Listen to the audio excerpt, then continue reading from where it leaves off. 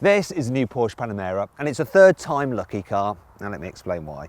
You see, the first time Porsche tried to cross their 911 sports car with a luxury saloon, they came up with this, the 989, which was based on the 996 version of the 911, in case you're wondering, and it never made production. Little wonder, a bit ugly. When they finally got the concept kind of right, it was this, the first version of the Panamera, which looks a bit blobby, kind of hunchbacky. An ugly looking brute, really. This time around though, they've got it right. It's a nice looking car, isn't it? Apart from these horrible garish brake calipers on this e-hybrid version. Other than that though, yeah, smart looking thing. I really love the interior of this Panamera. It's a really simple, clean, sporty design. I like the way that you're separated from the front passenger with this big central tunnel. It feels super sporty. The seating position, you can get it nice and low. The steering wheel sporty as well. And if you want to, you can jack up the seat so you get a better view out, but it kind of ruins the actual feel of the car. I love the seats on this particular model. They are the upgraded seats. You can extend the base out really far to give you lots of under thigh support, and then you can alter lots of other different pieces on the seat as well. And there is enough adjustment in it if you want to create lots of legroom because you're a bit of a lanky person. The steering column, that's electrically operating. There's a lot of movement in that as well, so it's easy to get comfy in this car. And the quality of the materials in here are second to none. So the leather, the dash, everything just feels super expensive. I like the metal bits of trim about the place, solid metal on the door handles, which is really, really nice. Everything feels super sturdy and really well screwed together. It's very hard to fault, even the little buttons up here. And yeah, the window switches are plastic, but they've got a nice gloss effect to them. The sun visor feels sturdy and expensive. The way the vanity mirror cover slides, the lighting up here as well, the little LEDs, it's all just super, super expensive. And this frameless mirror. The only thing about this mirror though is that it's really tiny for such a big car, but then that's because the view at the back is so small, there's no point actually having a very big mirror there. It is lovely and nicely laid out and easy to use as well. The digital dials that you get are really, really cool. However, the central dial is actually analog. That's for the rev counter, but then you do have digital speedo in it. The rest of the dials look sort of analog, but they're not, they're digital, and you can cycle through different views like this. So you can even have sat nav on there if you want, then use the other side to cycle through the different views on this other screen here. Very, very cool. Obviously you've got this main screen here for the car's key infotainment system, and it's a touchscreen system. It's not actually the easiest to use. You've got these little icons down the side that you have to jump through. Then there's certain little buttons up there to expand various menus. While it does make a clicking sound when you press the button, the screen doesn't vibrate to really confirm it like the screen does in Audi's latest system, and that means that when you're driving along, especially at speed in this car, it can be a bit of a faff to kind of operate the system. You do have a little swivel wheel down here that you can control the menus with and rotate through different functions, and there's some shortcut buttons here as well which do click when you press them, but they're kind of awkward to get at because the gear selector's in the way. So too is the volume control. It's there, it's a rotary dial, that's silly. I like this though, the temperature controls are very easy to operate because they're physical buttons there, you just press them, and then there's the seat heating and all of that there as well. And then obviously the passenger's got theirs. Weird thing though is when you come to operate the direction of this central air vent, you're like, how do I do that? You have to go into the menu to climb it, and then you can control the central vent electrically. So that all moves around the vent in there, which seems kind of cool, but a little bit kind of unnecessary. What happens when your passenger jumps in, they try and move it and they break it? Yeah, it's going to be a little bit annoying, isn't it? Tell you what's also annoying, the equipment list on this car. So if you actually look at this one I've got here, you go, oh, that's all pretty nice. You've got some cool features like ambient lighting down there. It's super luxurious with the two-tone leather and stuff. That's because this car is highly optioned. This thing is worth about £160,000. It's got about 20 grand's worth of options on it. It's insane. Now what we need to talk about now is actually the kit you get as standard as you move through the range of the Panamera. As standard, all Panameras get at least dual zone climate control and an 8-speed automatic gearbox. They also get leather seats and a 10-speaker stereo with Apple CarPlay and Android Auto compatibility. S models add a wider choice of interior trim colour choices, folding rear seats which split 60/40, and beefier brakes. GTS models add Sports Chrono package, which includes a little stopwatch on the dash, electrically operated sport seats with 18 ways of adjustment. It's quite a lot of adjustment that.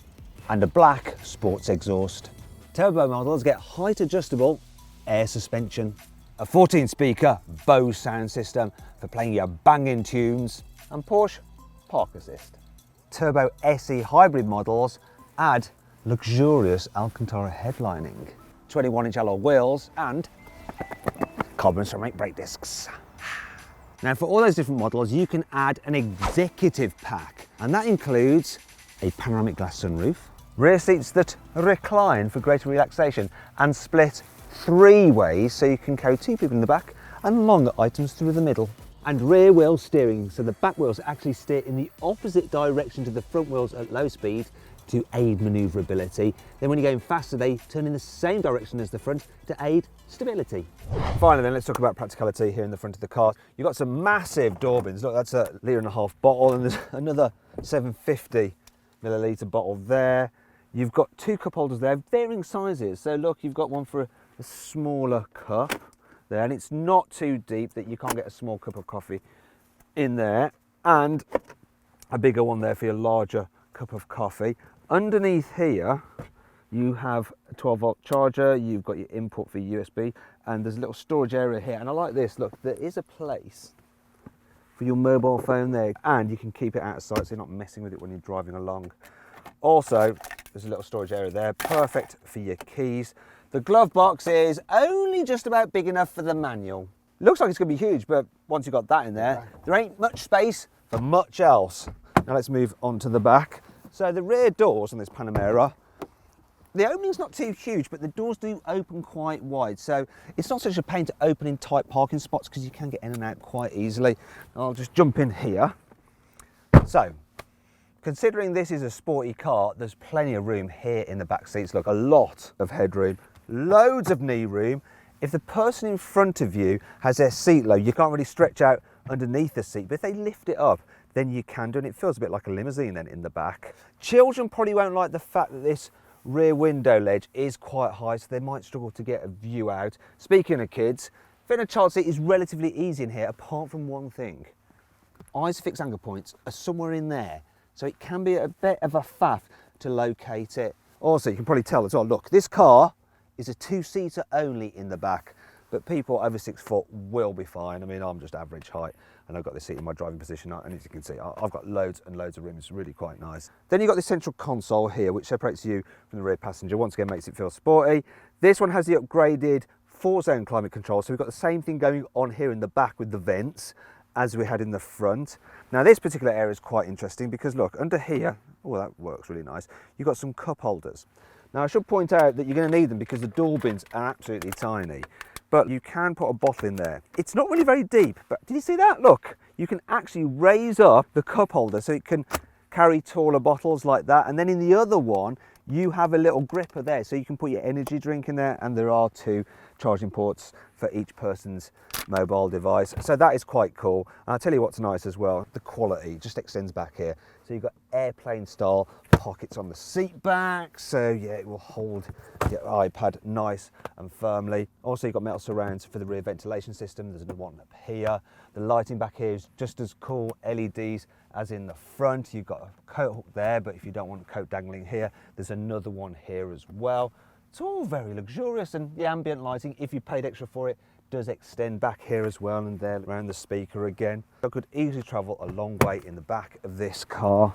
Speaking of the back of this car, one of the problems with the old Panamera is that the back end just was hideous. This one though, look at it. It's super cool. I love this light bar here and the 3D Porsche badge. I could look at this back end for quite a while. It's really, really nice.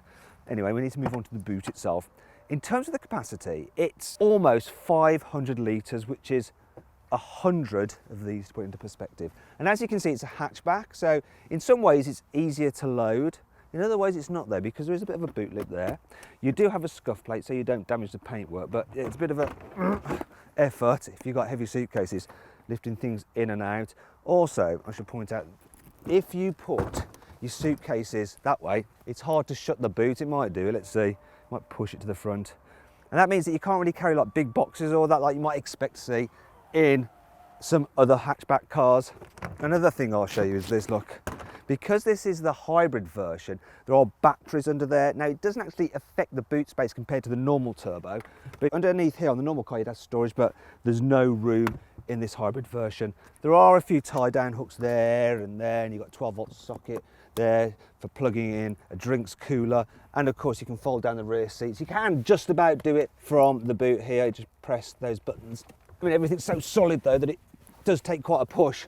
And then you've got a relatively flat floor. There is a bit of a gap between the seats and the floor where things can drop down, but you can still push things to the front like that. It's not the most practical, luxurious saloon or hatchback, but it's pretty good, and there's a fair amount of things you can fit in there if you need to carry lots of stuff. So yeah, this is a car that looks good, it's sporty to drive, and it's reasonably practical.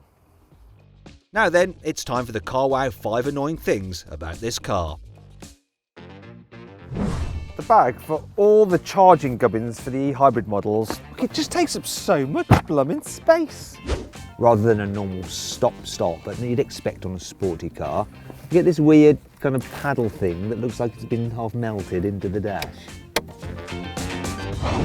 Depending on where the sun is, you get severe reflections of the sports chrono pod in the windscreen. It's even worse in certain directions when it actually reflects off the clock's face. You can't actually see that now, you're just going to have to take my word for it. The optional rear entertainment system includes these large Android tablets, which are Porsche branded, and they're actually integrated into the car's sat-nav, so it basically replicates it here with all the car's functions. The problem with this though is that if you want to fold the rear seats down, look, it gets in the way, so you have to remove them. Considering they cost almost £2,500, you absolutely have to remove them from the car every time you park it and leave it somewhere, otherwise a thief will remove them for you. It's a little bit mean that a car of this price doesn't get a reversing camera as standard right across the range, and even when you do have it, the actual graphics aren't that clear. Don't worry, there's still plenty to like about this car. Here's the CarWow 5 cool features. This car has a super cool pop-out rear spoiler. Kind of reminds me of the way a Beetle's wings open up out the casings, and then when you're done flying, it folds away. How appropriate to reference a Beetle when talking about a Porsche. The e-hybrid versions of the Panamera can drive an electric power load at speeds of up to 80 miles an hour, and they have an electric only range of up to 20 miles, though not if you're doing 80 miles an hour. Also, you can choose the different hybrid modes, so if you put it into hybrid auto, it will use the engine combined with the electric motor to maximise efficiency. If you press E-hold, it will hold your electric charge at a certain level, so rely more on the engine, so that if you go into low emission zone, you can then run it on electric power alone. Alternatively, if you don't have access to a charging point, you can use the engine to charge up that battery. It's all very clever. This car's retractable load cover also includes a blind. How cool is that? I've never seen that before. Now you'd think that that makes this load cover really hard to remove because obviously it's going to be heavier, and it is quite heavy, but you've got this really sturdy handle with which to release it, and it's actually dead simple to put back, he says. Yeah, see, there you go, not too bad. The Panamera's bonnet, the wings, the doors and the tailgate are made out of aluminium to help keep the weight down. And it does kind of need that, especially in the case of this e-hybrid, because the batteries and the motor add weight. In fact, this particular car here weighs over 2.3 tonnes. Oh dear. Most cars' seatbelt warning sounds are quite annoying, but not this car's. It's kind of like cool jazz. Listen to that. Doesn't spoil the ambience when you're cruising along on electric power alone. Yeah, baby. Right, and let's talk about engines and pay attention because this could get quite confusing. So the range kicks off with the normal Panamera 4. So that has four-wheel drive, but it has a 3-litre V6 turbo with 330 horsepower. Then there's the Panamera 4S, which has a 2.9-litre V6 turbo with 440 horsepower. Then there's the GTS, which has a 4-litre V8 with 460 horsepower. Then the Turbo, which has the same engine but tuned to 550 horsepower. Now on each of those cars you can add in an e-hybrid system, which includes some batteries and an electric motor, which adds an extra 130 horsepower to each engine's performance. Yeah, it's all very confusing, isn't it? This car may well be a plug-in hybrid, but it's also a high-performance Porsche. So combined with the V8 and the electric motor, you've got 680 horsepower, and I want to show you how fast this thing is. So I'm going to put it into Sports Plus with Sports Response mode, so I get full power from the engine, full power from the motor, and now I'm just going to launch it, which is dead easy to do. I just floor the brake, floor the throttle. There we go, and let go of the brake. Blimey. Let's measure it to 60. That totally shocked my cameraman, didn't it? Yeah. 0 to 60. Look at that. What does that say there, Brad? 3.6 seconds. 3.6 seconds to 60. And this thing weighs 2.3 tons. That is madness. And now I can go into electric-only mode and just cruise along like I'm trying to save the planet. Oh yeah, silently just wafting on electric power with utter smugness. When you're driving along in town, it's okay, but it really is a big old thing, long and wide, and because you sit quite low, it's hard to judge where the corners of the car are, so you like go through gaps, like gritting your teeth and praying that you're going to make it. And then there's the view out the back, which isn't great either, or over the shoulder. So it can be a bit intimidating in town, and the turning circle is not particularly brilliant either.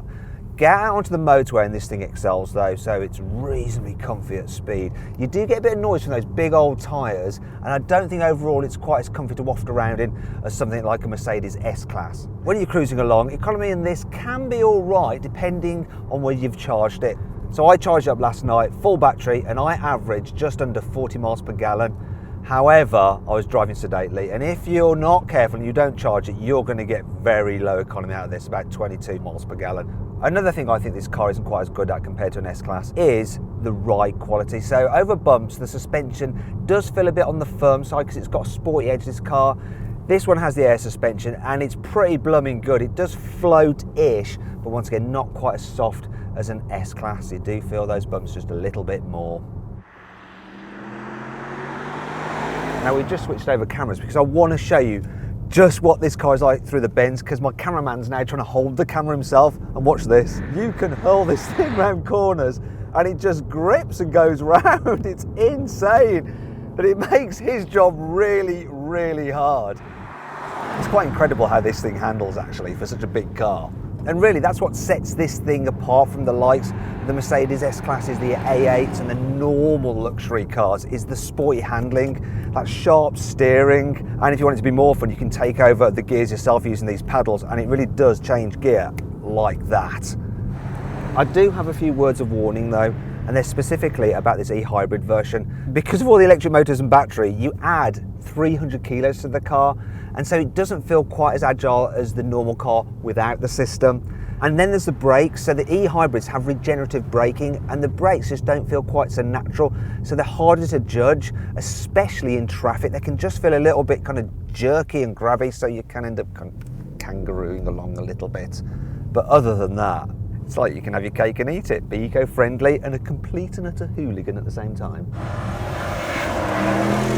So my verdict on the Porsche Panamera: should you avoid it? Should you consider it? Should you shortlist it? Or should you just go right ahead and buy it? Well, I reckon you should shortlist the Panamera. It's a really good luxurious car that feels like a sports car to drive. It's just that some other luxury saloons are more practical, slightly comfier to travel in, and better value for money.